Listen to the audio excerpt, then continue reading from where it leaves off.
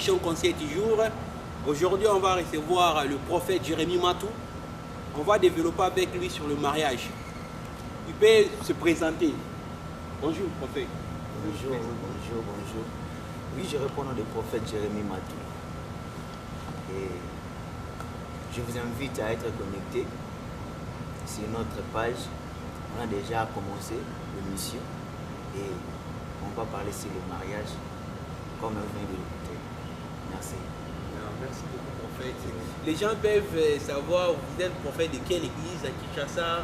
Vous avez voulu dans quelle église comme ça? Oui. À Kinshasa, d'abord je suis le visionnaire de l'église Terrain Bête Ministre. C'est vous comme ça? C'est toujours à Mongafula. Oui. Vous pouvez nous donner aussi l'adresse, les gens peuvent savoir aussi l'adresse. Oui. Les gens de Kinshasa, si vous êtes Mongafula à partir de Cité Verte 3e rue. Cité Verte 3e rue. Parce que Cité Verte, là, il y a deux rues. Donc, première rue jusqu'à la 12e rue. Donc, nous sommes à la 3e rue. Nous sommes là, terrain 20 ministre. Oui, aujourd'hui, on s'est intéressé de vous dans notre émission Conseil du jour. Parce qu'on sait que vous avez vraiment de mature sur le mariage, tant qu'homme de Dieu, tant que prophète. C'est pour cela qu'on vous a invité. On va essayer de développer notre sujet sur le mariage. Notre première question: comment connaître la femme ou l'homme de ta vie? Comment est-ce que tu peux connaître celui-ci est l'homme de ma vie, celui-ci est la femme de ma vie? Comment est-ce que tu peux connaître? Donc, quels sont les signes de savoir celui-ci on est aussi sané, celle-ci on est au Keneti, vous pouvez nous expliquer? Premièrement, le mariage, c'est une institution divine. Donc, le mariage, c'est une institution divine. Donc, le maître du mariage, c'est lui-même d'abord Dieu. Alors, plusieurs personnes bazokota na kati ya mariage par sentiment. Plusieurs personnes bazokota na mariage na ba, comment dirais-je, na ba plaisanterie. Parce qu'il y a Bali, par des concurrences. Tu vois. Il y a Bali, na pena bala. Oh non, âge na mi commis déjà, on bala zoyate, na mi koti sakaka. Na mi kana makasa kaka bo parce que âge. Bon, on ne se marie pas pour l'âge, on ne se marie pas par concurrence, mais on se marie parce qu'il est temps de se marier. D'abord, comment connaître l'homme de ta vie ou la femme de ta vie? D'abord, nous devons d'abord aller plus loin dans la Bible. Ouvrons la Bible dans le livre de Genèse. Livre de Genèse. Genèse 24. Genèse 24, verset 1er. Genèse 24, verset 1er. La Bible nous dit quoi? Abraham était vieux, avancé en âge. Et l'Éternel a béni Abraham en toutes choses. Abraham dit en son serviteur, le plus ancien de sa maison, l'intendant de tous ses biens. Mais je t'ai pris ta main sous ma cuisse et je te ferai jurer par l'Éternel, le Dieu du ciel et le Dieu de la terre, de ne pas prendre pour mon fils une femme parmi les filles des Cananéens, au milieu desquels j'habite, mais d'aller dans mon pays et dans ma patrie, prendre une femme pour mon fils Isaac. Le serviteur lui répondit, peut-être la femme ne voudra-t-elle pas me suivre dans ce pays-ci? Devrais-je mener ton fils dans le pays d'où tu es sorti? Abraham lui dit, garde-toi du mener mon fils. L'Éternel, le Dieu du ciel, qui m'a fait sortir de ma maison, de mon père et de ma patrie, qui m'a parlé et qui m'a juré en disant, je donnerai ce pays à ta postérité. Lui-même enverra son ange devant toi et c'est de là que tu prendras une femme pour mon fils. Si la femme ne veut pas te suivre, tu seras dégagé de ces serments que je t'ai fait faire seulement. Tu ne mèneras point mon fils. Le serviteur mit sa main sous la cuisse d'Abraham, son seigneur, et lui jura d'observer ces choses. Le serviteur prit 10 chameaux parmi les chameaux de son seigneur. Il partit, ayant en sa disposition tous les biens de son seigneur. Il s'éleva en allant à Mésopotamie, à la ville de Nachor. Il fit reposer les chameaux sur leurs genoux, hors de la ville, près d'un puits au temps du soir. Au temps du soir. au temps du soir où sortent celles qui vont puiser de l'eau. Et il dit, Éternel Dieu de mon Seigneur Abraham, fais-moi, je te prie, rencontrer aujourd'hui ce que je désire. D'abord, c'est la prière. Le serviteur a fait d'abord la prière. Il a dit, Éternel de mon Dieu, Éternel Dieu de mon Seigneur Abraham, fais-moi, je te prie, rencontrer aujourd'hui ce que je désire et user de bonté envers mon Seigneur Abraham. Voici, je me tiens près de la source d'eau et les filles des gens de la ville vont sortir pour puiser de l'eau. Que la jeune fille, laquelle je dirai, pencher ta criche, je te prie pour que je boive, et qui répondra, boire. Et je donnerai aussi à boire à tes chameaux, soit celle que tu as destinée à ton serviteur Isaac. Et par là, je connaîtrai que tu uses de bonté envers mon Seigneur. D'abord ici, Abraham a fait jurer son serviteur, Éléazar. Abraham a dit à son serviteur, mon fils est déjà grandi. Il doit se marier. Alors, je ne veux pas que mon fils se marie ici, au Canaan. Alors, tu dois aller dans mon pays, là où Abraham était né. Tu dois aller là-bas et puis tu vas chercher la femme pour mon fils. D'abord, c'est l'injonction que Abraham a donnée à son serviteur. Bien que son serviteur a réussi cet ordre d'aller chercher la femme pour le fils de son Seigneur, d'abord, il a fait la prière. Quelle était la prière? Avec les signes. Pour connaître la femme de ta vie ou l'homme de ta vie, tu dois d'abord prier à Dieu. Demander à Dieu, Seigneur, je vais me marier, mais avec qui? Comment est-ce que Dieu va te montrer que celle-ci, c'est ta femme de ta vie, c'est l'homme de ta vie? Parce qu'il y a d'autres gens qui se sont mariés, qui restent dans leur relation même pendant 10 ans. Après 10 ans, on va dire qui vont la vie dans la vie. Ceux qui n'aillent pas. Mais ce sont des grands, même de grands bâtonnés ensemble, de servir ensemble, qu'on connaît, il y a un divorce. Après quelques temps, va divorcer. Des hommes malades qui vont. Oui. D'abord, papa lani après baton balobi oza mwasi ya vie na nga te to mobali ya vie na nga ite to soki na yebaki. D'abord, ce sont des gens oyo bakotaki na libala par sentiment. On a basi bakota siko na baketoko ba mai. Bobima na ba triche mai na mutu. Alors, Eliezer a komaki siko bibobi au temps du soir. Cher peuple de Dieu, il y aura un autre jour. On va parler sur le temps du soir. Parce que là, tu vas parler sur les mariages. Mais si on voulait aller encore plus loin sur le temps du soir, il y a plusieurs choses qu'on va décortiquer bibliquement. Et c'était au temps du soir que Eliezer a combattu na katia pluie. Il a dit quoi? Abi Seigneur, attends-moi na ba chameau. Abi, si na liboso sengi nzambe, abi, pour na moi si oyo opesa mwana ya mokonzi na ngai. Ceux qui na sengi kaka mnaise kaka tengemisa Krishna yo. Pour na mela mai. Ceux qui andimi. Et puis yemoko aloba. Que na to kapel lisusu pona ba chameau na yo. Wana ne moi si oyo bongisi pona Isaac. Et c'était la prière d'Eliezer. Eliezer a fait sa prière. Et puis, il s'est tenu là, devant la pluie. Et lorsque Bassi sur Bazobima, et puis Bassi Bazakebele, Bassi Bazobima, mais tant que comme quand on a tout le Rebecca, à qu'est-ce que c'est Abi, est-ce que Kobi Popé Sangama Inamela? Madame Rebecca, si moi, il y a celle apprécié mal. Eliezer a melima, tant que c'est comme la maille. Mbalamoko Rebecca lobi natoka lisusu pona ba chameau na yo. Et si Eliezer avandaki abi na échoué na mission te mutu oyo asangajaka na mariage a consultaka Nzambe a échoué na mariage. Si tu consultes Dieu pour le mariage, tu ne vas pas échouer. Donc il y a même d'autres hommes dédiés, ils ne consultent pas Dieu, ils partent se marier seulement par sentiment. D'abord, chez nous les hommes de Dieu, il y a une chose Salaka, le mariage n'a pressé. Pourquoi? Ming Tolobaka, je dois me marier vite pour sécuriser le ministère. Ok? Alors, Tango ozoluka obala mbangu sans consulter Nzambe pour sécuriser le ministère. Vous avez délit là. Moi je suis délit là, on soit délit là. Parce que Samso, tant que tu as délit là, a bu ministère na yo. A bu si l'auto mon naï.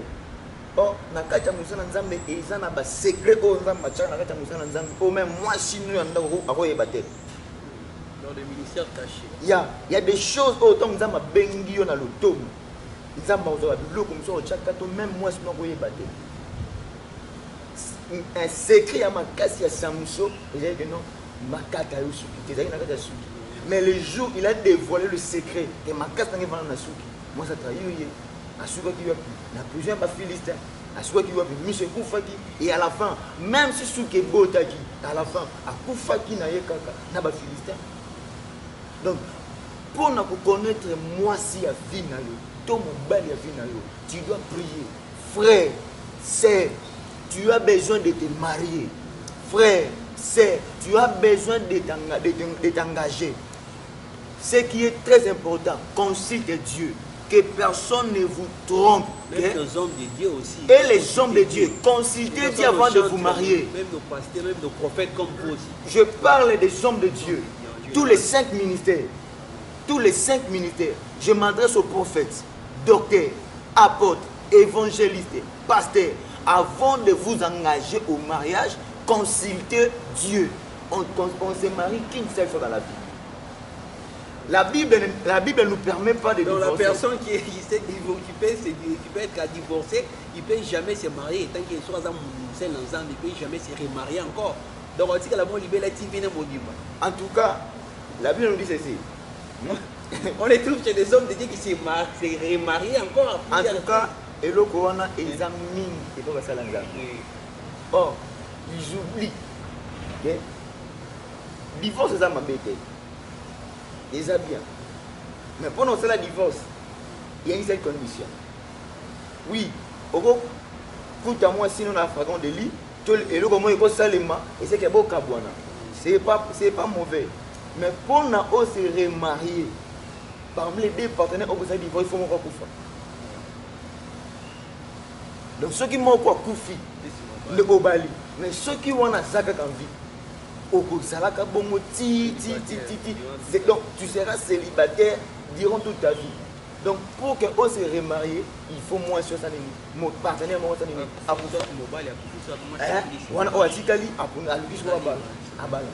là bibliquement.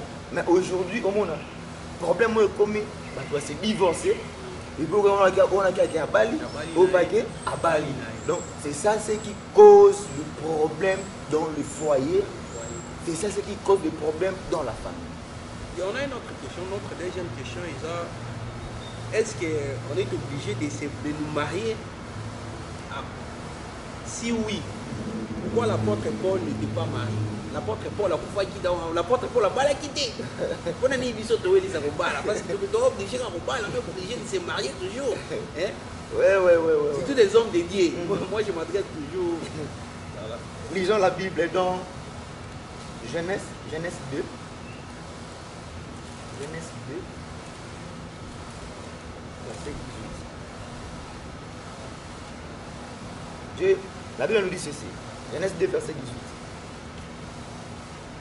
L'Éternel Dieu dit, il n'est pas bon que l'homme soit seul. Mais pourquoi l'apôtre Paul était seul? Oui, c'est moi qui j'ajoute toujours mes questions aussi. Je vais revenir à ce point. La Bible nous dit ceci. L'Éternel dit, il n'est pas bon que l'homme soit seul. Je lui ferai. C'est au futur. Yeah. Je lui ferai une aide semblable à lui. L'Éternel Dieu forma l'homme de la terre, tous les animaux des champs et tous les oiseaux du ciel. Il vit venir vers lui. Tout là. Et 21. Alors l'Éternel Dieu fit tomber un profond sommeil sur l'homme qui s'endormit. Il prit une de ses côtes et referma la chair à sa place. Et l'Éternel Dieu forma une femme de la côte qu'il avait prise de l'homme et il l'amena vers l'homme.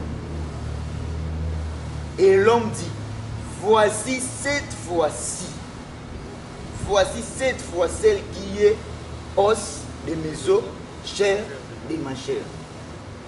D'abord, c'est obligatoire de nous marier, de se marier dans la vie. Quand Dieu a dit, multipliez-vous, tu vas te multiplier comment? Alors pourquoi l'apôtre Paul ne s'est pas marié? Ok, l'apôtre Paul a dit ceci.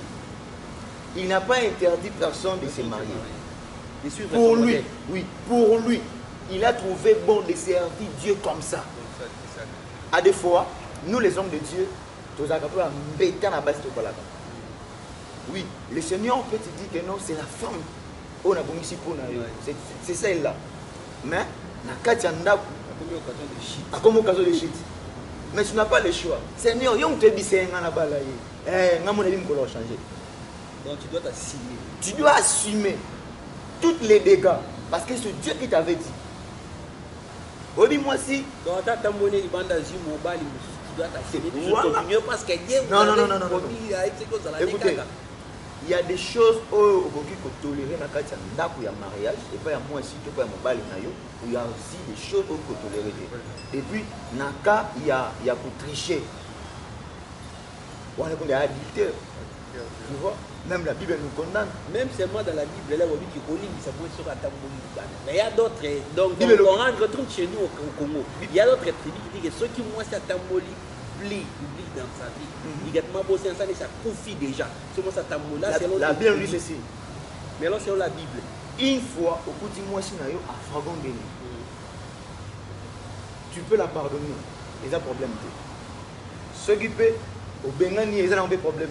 Mais est-ce que moralement, tu peux la pardonner l'humilier? Est-ce que moralement, est-ce que. Tout le monde a des humains comme ça. Quand nous mangons dans le fragment de l'île, on va le chicher. L'image que tu manges dans le mec. Quand la même mec, est-ce que ce qu'on l'immiscie, attaque tout l'immiscie? Au limicier, bien sûr, on a bon moto, au limicier, on a mon thème. Oui, mais nous avons un fragment de l'île combien de fois? Moi, on a invité au développement technique. Prophète, je suis besoin. Zambi, à Kangabiso en France. Ok, je vais m'expliquer. Oui, je vais m'expliquer. Nous sommes l'épouse de Dieu. Ok? Il est notre époux. Alors, comme il est notre époux, à combien de fois d'Autrichiens Zambi et Père Zambi nous? Et ça, faut regarder.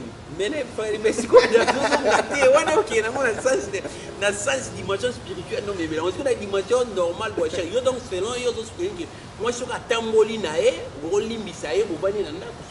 mais ce n'est pas moi. C'est la Bible. C'est la Bible. Tu sais, non, même. Mais la Bible n'a pas précisé que tu dois pardonner. Toi, tu dois. Non, Bible, il a dit que tu as des chemins. Selon toi. Tant que prophète. Qu'est-ce que tu peux faire? Cela dépend. Moi, je te pose toujours la question, peut-être qu'un homme de Dieu prophète, qu'est-ce que tu peux faire selon vous? C'est là l'église. Oui, c'est là dépendant de la circonstance où il écoute l'amour. Tu vois? Où il écoute l'amour. Dans ce monde diminu, moi, si Natamoli Banda et qu'il y a un exemple, mon diminu l'église, moi, c'est Natamoli Banda, c'est un exemple. N'est pas nos papa, l'homme de Dieu, prophète, dans ça, moi, c'est Natamoli Banini, mais na limbisa, na limbisa, na limbisa, mais demandez au mot, je te conseillerai toujours et je continuerai toujours à te dire selon toi, c'est là dépendant de toi. Ce qui au monde, si tu trouves que tu peux la pardonner, fais-le. Si tu trouves que tu peux la chasser, fais-le. C'est pas mauvais. Donc c'est à moi-même de m'assumer, de prendre mes décisions. Ce sont des décisions hyper dragonnières, ce sont n'importe quelle décision que je vais prendre. C'est toi. Ça ne dépend pas de la Bible. C'est toi. Alors, non, cela dépend de la Bible. C'est toi.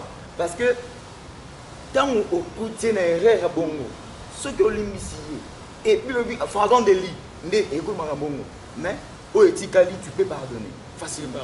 Facilement. Mais au côté de moi, si je suis couché, je suis on est comme il chante au monde aujourd'hui. donc, si vous montrez que non, au limbi, ça y est. En tout cas, faites-le.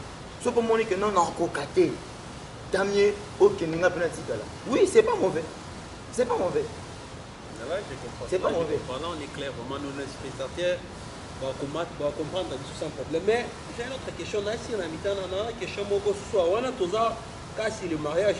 Troisième question, comment gérer les finances dans nos foyers, dans nos couples, comment est-ce qu'on peut gérer nos finances? Parce qu'on vient ici dans les pays étrangers, souvent, en général. Comment est-ce qu'on gère mon bal? Parce que et le coin des hommes, ma foyer, bien sûr, les bandes d'amboka, c'est divorcé, ma cabouana, ma camouni, bon, de l'argent de la base, on se moine au bomba. Oh, il y a un bomba, oui. Donc, Bendana, comment est-ce que je me suis exemple à de la parane, mon culture, il n'a n'engagé, à ceux qui ont n'engagé donc. Vérité, ça t'est n'engagé, tu peux gérer, tant qu'il y a un nombre de coupes, c'est une idée, tu vas m'amontrer, mon taxe, mon bébé, ça va bon, ça dit que tout les questions, comme on va rendre, ou foot, donc, je vous laisse table les amis, nous sommes au tu vois, on pense, on fait ça. Ok, bon, le problème qui est là, c'est ça que. Tu vois, on est pour la photo, photo, ils ont sinon en Afrique, moi, c'est mon bal à où tu as payé, salaire, n'a ici, quoi, mais ça. Bon, les programmes, ils ont un moyen à moi. Tu vois, pour ça, là, le programme, surtout, éthiquement. Mais bien que je peux me balayer, je vais garder le fait parce que je vais toujours dans ma vision par rapport à Bassi. Tu vois? Et à cause de mon union, surtout à salaire en Afrique, à déposer le doigt, mais ça, ma foutu n'a autant. Alors, qu'est-ce qu'on va faire avec l'argent? Et souvent en Afrique, nous allons quand même moins de Fatikali à battre la banne. Il y a une bonne personne en Afrique, mais là, des personnes qui vont ça là. C'est que tant que nous sommes sortis, quand on a Kabelo et Lama, tout. Mais poto eza ba réalité mususu donc tu vas poto to ba réalité mususu. Moi c'est au sala, on va aller au sala. Mais cela n'empêche pas pour moi. Pour moi, il faut moins ça gérer bon. Pour moi c'est des fois gérer bon. Pour moi parce que moi c'est nda yebi ba besoin nyo surtout c'est ngana kati ndako. Ya kozwa yo bozui et ne bozwa ba chaque samedi. Mais le samedi semaine pourtant on ça la calcul on venir pour la tête. Mais au moins le mois tant pour faire la bille bon on a côté autant dans mois il va côté autant dans mois ça va et tu sais ngane de football comme ça tu gardes qu'on a besoin sur un comme oh saving mon boué et ça donc moi c'est na robomba saving voilà robomba moi c'est pas robomba saving quand on parle robomba saving en c'est là dépend de l'attendement il y a des personnes. Mais ça, est-ce qu'on a passé une suspect? Oh, il va zapper à la pote. Donc, moi, je me suis dit, beaucoup de cabé, le Tony, la cuisine, mon bâti, la chambre, les autres, mon lacuna, banine. Mon bal, je suis pas bon, mon bon. À qui par moi, si je suis moi, la bonne, c'est pas non, comme ça, bon, maman, bon, moi, si peu, à l'autre, nous n'avons surtout. Moi, c'est mon insu clair. Donc, c'est toi, en fait, c'est plutôt clair. Si, non, moi, en tout cas, côté Rwanda, je dirais à tous les hommes, pour que ce soit en Europe, que ce soit au Wab, que ce soit en Amérique, pour vous ça, là, moi, c'est que la caillou, on ne va pas que la caillou, pour gérer finance. Ou soit, au Tali, on a fout à bill, moi, ça fout bill, on va la foutre bill, pour les ticali, pour saving, on a projet de belé. Bamboka oyo bana oyo tozobota ani bango baza bamaya biso ata to changer ba nationalité to ba kuya to ozonga toujours ba pays na biso un jour ozomo alors ba projet za bembele ya okene ko investir na mboka na yo les enfants beaucoup bomisa awa koza awa pona bana parce que oyo za mboka na bango mais pour gérer finance pour moi c'est la femme qui doit gérer le finance dans la maison. C'est la femme qui doit gérer les finances. Et c'est là, et ils ont dépendre de cas d'entendement, il y a couple. Il y a là. Bon, on a un saving, il y a un comme ça, oh, tu sais la Bible, oh, non, saving, et ça là. Problème à cas, c'est que vous voulez tout le quoi, c'est pour ce que tu saving, tu sais les camps. Et ça, on peut casser l'entendement, il y a couple. Nous allons savoir, on a un Mali. Je fais des pensions de chèque parce que tout ça là, mon atome sur moi ça aussi. Licolo, mon balade tout ça on a c'est, son balade à licolo, moi ça on a c'est. Donc ça va. Le gros yo ça va belé, yo salaire va bill surtout. Mais on a quoi écoute amuké na to save to save ngo. Et ça peut m'embêter. Et là on c'est lent, attendement, il y a parce que ni on le ba misu passe ba misu divorce et ba finance on est même ba divorce. Ouais. Bon, comme c'est une divorce, le Bible, moi c'est le Bible, parce qu'il y aura plus l'amour. Parce que moi, salaire et péché, surtout, ils ont bon. Salaire du péché, ils ont l'IWA te dit, c'est le salaire du péché, c'est la mort. Mais le système, selon na siècle na biso salaire vraiment péché mingi na ba couple belé comme mbongo. Il y a divorce belé mbongo. Selon un homme de Dieu, prophète, Robert Sabango conseil ni. Bon, plus divorce et ça les maming na poto pour na mbongo. Mais comme mbongo ndi. Mbongo ndi ils ont kabola ba couple. Mbongo abana, mbongo ba taxo to zora. Yango nezo kabola na ba foyer belé. Et si ça peut bolingo na kati ba foyer. Tout ba jeune marié. Voilà. Na je conseillerais à tous les hommes et à toutes les femmes mbongo eza mbongo. Mais eza ce que dans nzambe na nzambe tu vas surmonter les épreuves ya mbongo. Tu vois, l'argent c'est rien. Toi tu te coûtes yango, to tika yango te. Na lola to ria dollar te, to ria franc congolais te, to ria euro te, to ria kwanza te. Alors, ce n'est que par couple païen, autant que tu comprendre comment gérer l'argent. Ça sert à quoi? Il y a oui, je sais que même Bible dit l'argent c'est un bon serviteur mais un mauvais maître. Bible dit bon et rendre un service il y a bien mais azam kondimabe. Donc kondimabe akokabola ba facilement. Tu vois? Mais to gérer mbongo ensemble na basi na biso ya bandako.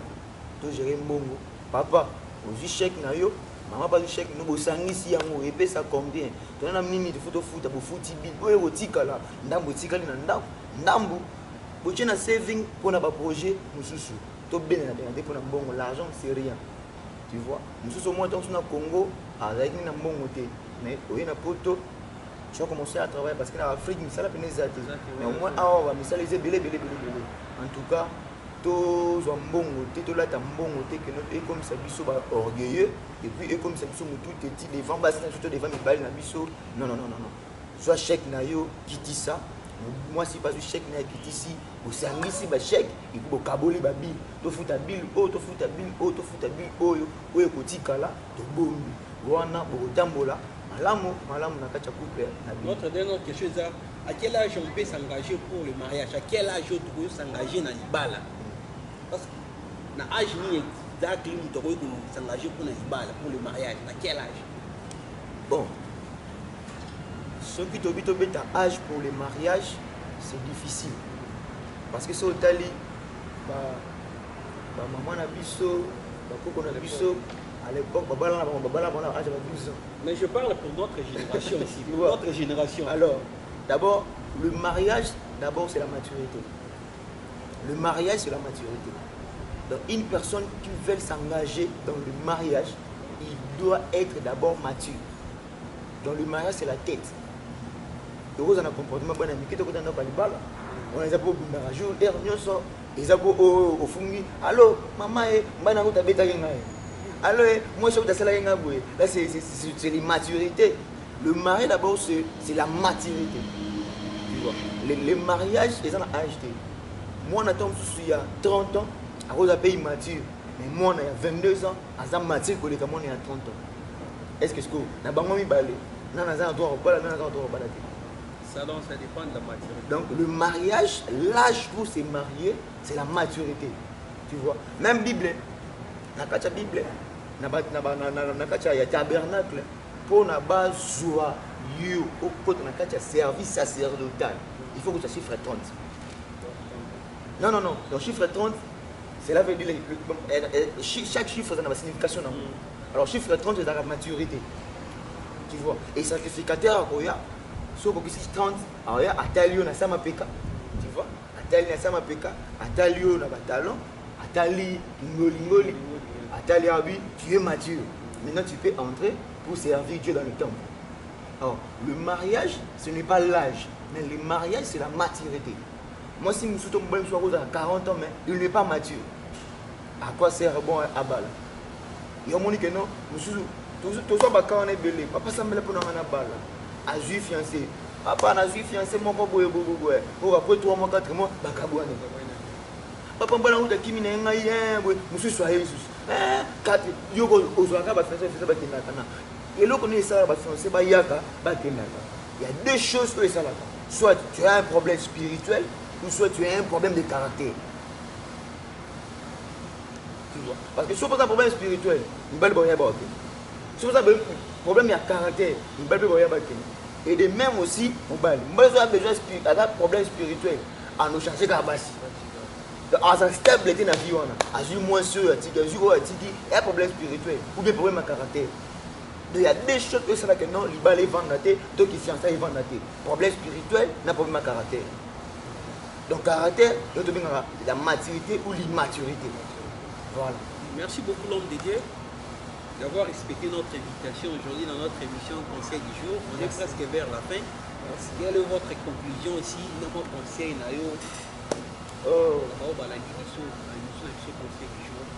Je vais conclure. Les femmes, soyez comme des ânes.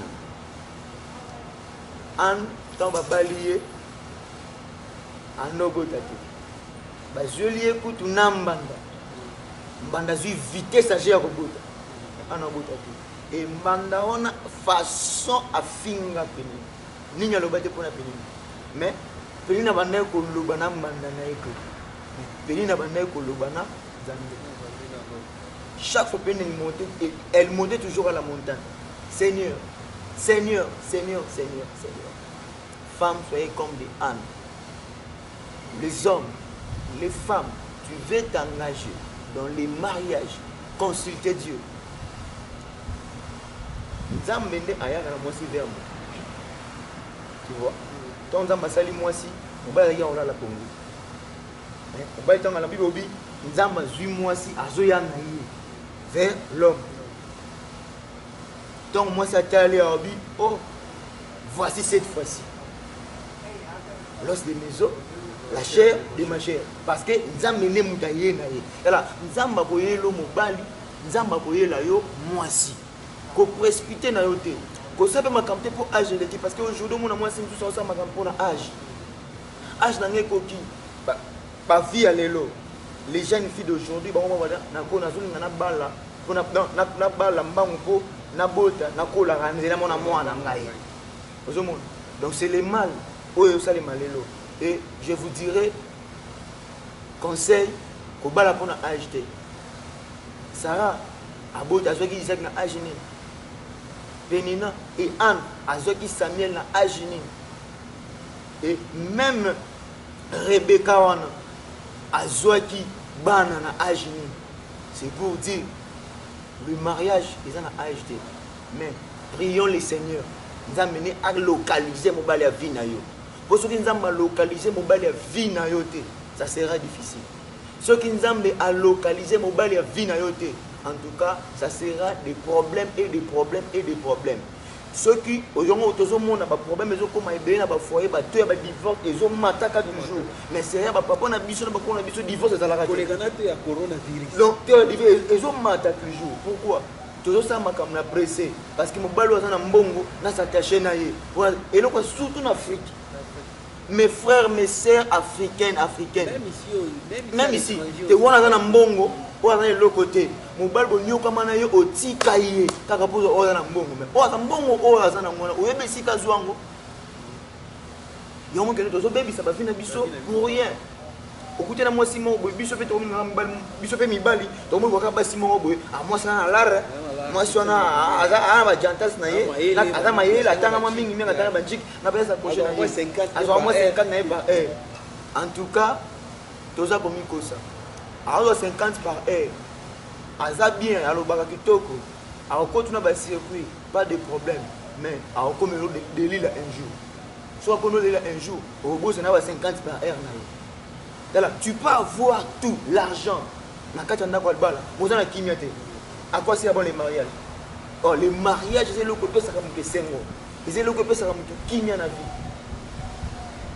Frères et sœurs, comme conseil, tout bas la pour acheter, tout s'engager par sentiment.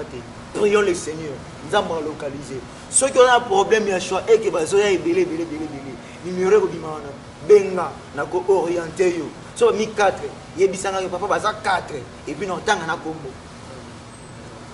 Et parce que le domaine, il y a domaine prophétique, on est à domaine domaine nangai. Et on est à domaine nangai. À part ça, un domaine prophétique avec des combos et des précisions. Donc merci beaucoup, que mon Dieu vous bénisse, que mon Dieu vous bénisse mon très cher frère Benjamin.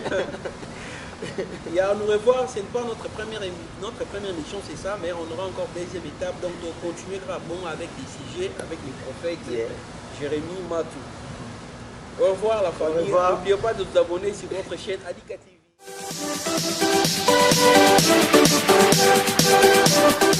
Bienvenue dans